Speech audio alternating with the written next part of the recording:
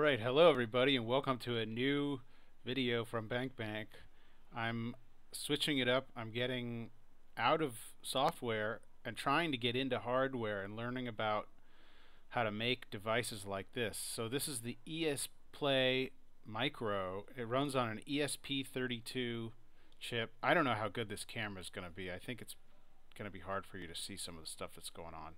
But this is a microcontroller. It's not exactly a CPU. It's like really low power. It has like Wi-Fi and Bluetooth built in, which I don't want or use, so I don't turn those on. But it's very low power. It should last a long time. It's very efficient. Here's the SD card slot, which I also want to get rid of. So let's power this thing on and see what we get. Doesn't have, I bought some batteries, but the batteries were the wrong connector type. So this is like USB micro, I think it's called. So there's a little tiny power switch here. I'm going to turn it on. Let's see what we get.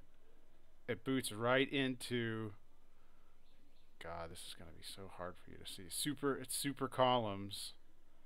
And then I can just play the game. So there's no menus. It's just like right into the game. Here we go, which is what I wanted. So this device comes with there's like firmware that you can download that was made by someone named espebry86. I linked them in my GitHub, the original firmware. So the original firmware, when you turn it on, it lets you pick the game. You know, there's like all these emulators. There's NES, there's Game Boy. So I wanted a device that would just play Game Gear. That's it.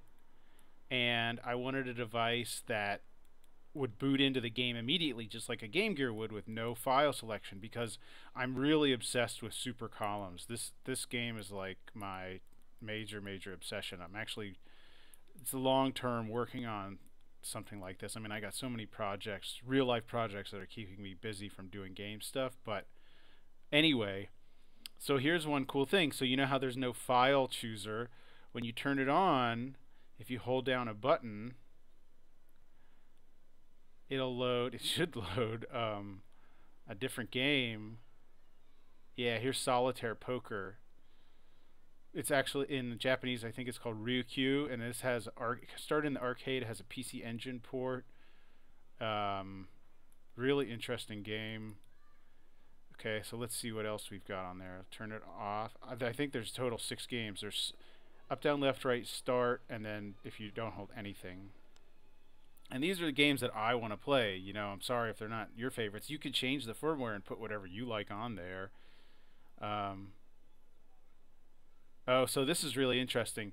This came out in Europe. It's a 4-in-1. It has a columns type game that was adapted from a Japanese like multi-pack thing. And this game is really interesting. It's column style movement, but it's Puyo style matching. So I don't know if you're going to be able to see this on the camera, but like I'm putting they're not touching in the way that there's normally would in columns, and they connected. So this one's really interesting to me. So let's see what's next. So we've gotten through default start down. We'll do left.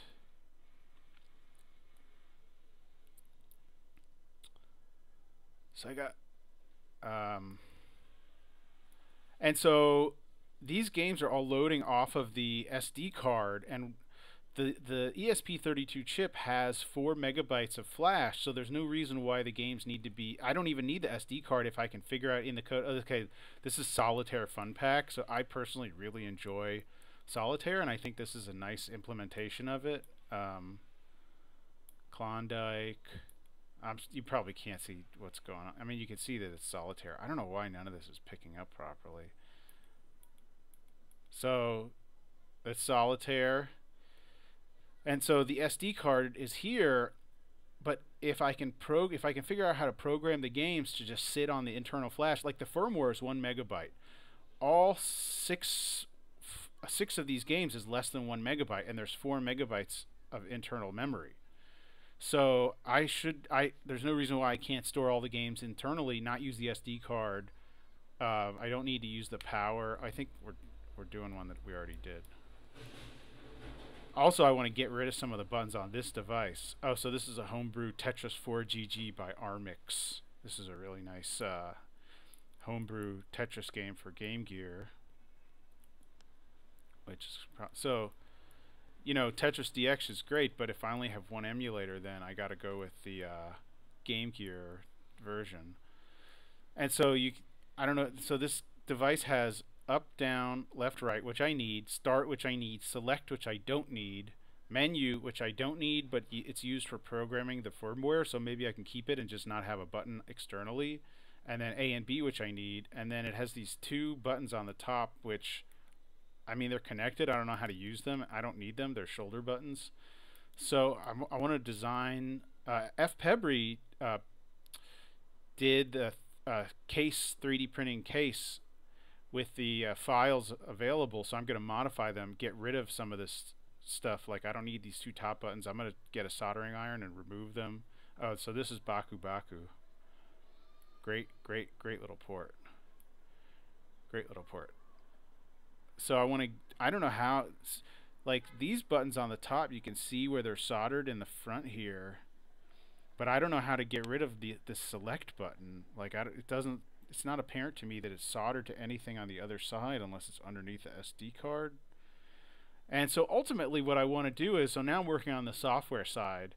Once I get all that working properly, I want to then go into the hardware side and like get a breadboard and get a compatible ESP32 chip. And I mean, there's a million chips on here. Some of these are for charging, which I would need because I want to have a battery. But there's like a bazillion little tiny capacitors and chips everywhere. I guess this might be for sound because it has, this is neat. So I don't think I want to have a speaker. Like, I think it's better to have either no volume or it's through headphones, which, you know, that's what I'll go for. I don't know what this little chip here is for. Some of these, like one of these is probably for the SD card. Oh, this is probably for the USB interface.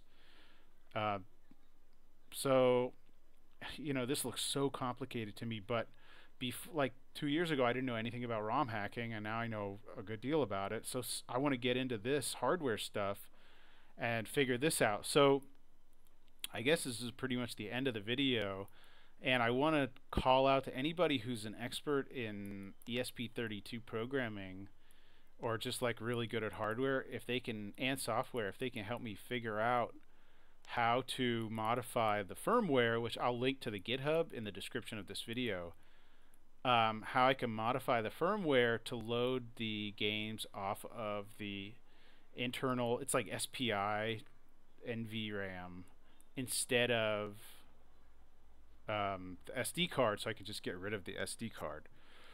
So I apologize for the blurry quality of this video. I hope everybody enjoyed it and found it educational, and you know, this is the dream. I mean, I know emulation is not as good as like original hardware, but the original Game Gears are huge. You know, you can't put them in your pocket. It's not cheap just to get the original Game Gear, like even a broken one, and then you have to mod it, which I'm not ready to do. I mean, down the road, like I love that yellow green Game Gear, but down the road I might want to do that. But you know, I think like the Z80 chip of the Game Gear and the TMS whatever VDP, you know, I think this emulation is good enough. And one thing that's really attractive about this CPU is how energy efficient it is. Right, like this is a dual core. I think I'm really interested to see if I could, there's other ESP models that are single core, see if I could get this same emulator to run with the same performance on a single core chip and try to get the power efficiency as good as possible, you know, keep iterating and making these things. So I guess that's it. Thank you very much for watching. Oh, I hope you like my Columns 2 mouse mat. I'm obsessed with columns.